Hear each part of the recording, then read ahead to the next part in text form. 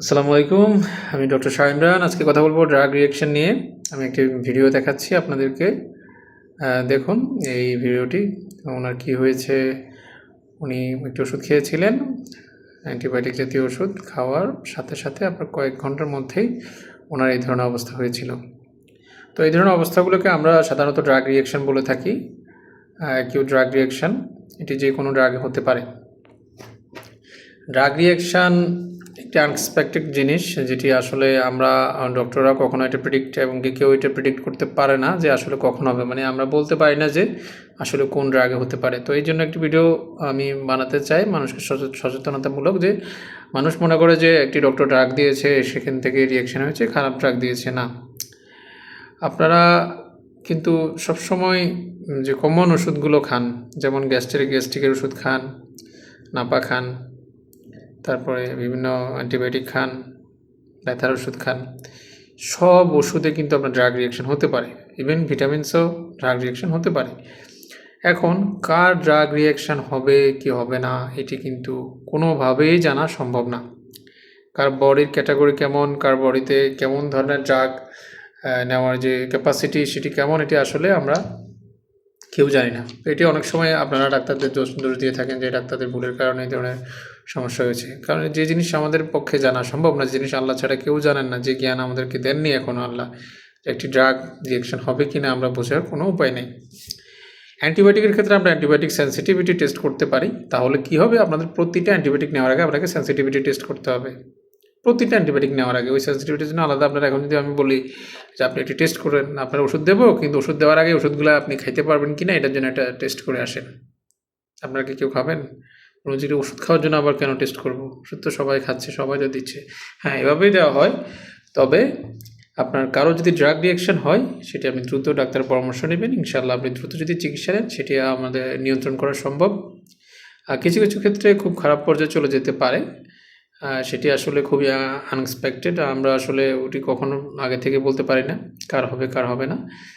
তো ড্রাগ কিছুদিন আগেও একটি অ্যান্টিবায়োটিক দেওয়ার কারণে একটি রোগী মারা গিয়েছে। অ্যান্টিবায়োটিক দেওয়ার ফলে রোগীটা মারা গিয়েছে। তারপরে ওখানে নিউজে লেখা হয়েছে যে ডাক্তার ভুল ওষুধ দিয়েছে, ডাক্তার নার্সে, এই জন্য রোগীটা মারা গিয়েছে।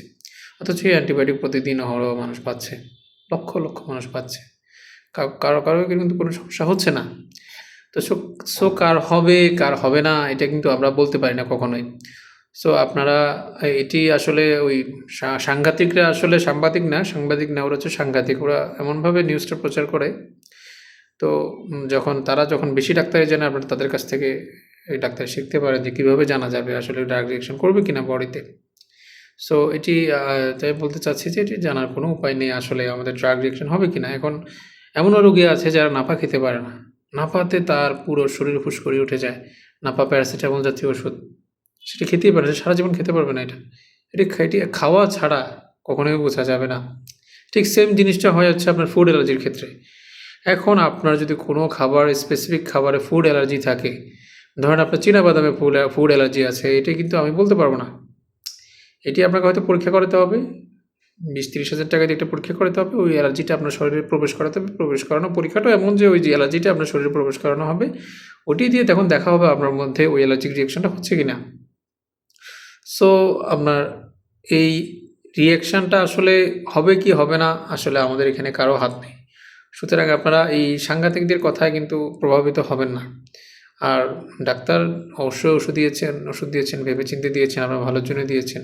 আপনাকে খারাপ ওষুধ দিতে তার কোনো লাভ নেই। সুতরাং এই যে এখন একটা ট্রেন্ড চলছে যে মানে সাংবাদিকরা ডাক্তারের চেয়ে বেশি ডাক্তারি জানে, তারা বেশি ডাক্তারি করছে, কোনটি ভুল কোনটি সঠিক তারাই বলে দিচ্ছে। তো তারা ডাক্তারি করুক, আমরা না করি, তারাই করুক। তাদের থেকে আপনারাও চিকিৎসা নিতে পারেন।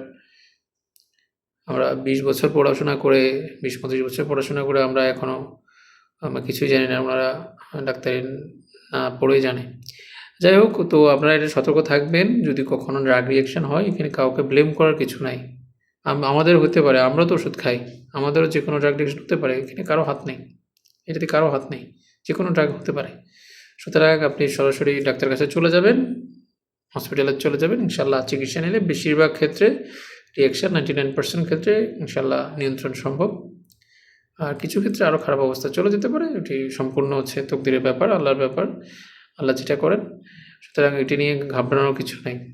ডাক্তার যখন ড্রাগ দিয়েছে আপনারা নিবেন। নেওয়ার পরে যদি কোনো প্রবলেম আপনি ফেস করেন, আপনি ডক্টরের সাথে সরাসরি যোগাযোগ করবেন, অথবা ডক্টরকে রিচ করতে না পারলে আপনি হসপিটালে চলে যাবেন। ধন্যবাদ। আসসালামু আলাইকুম।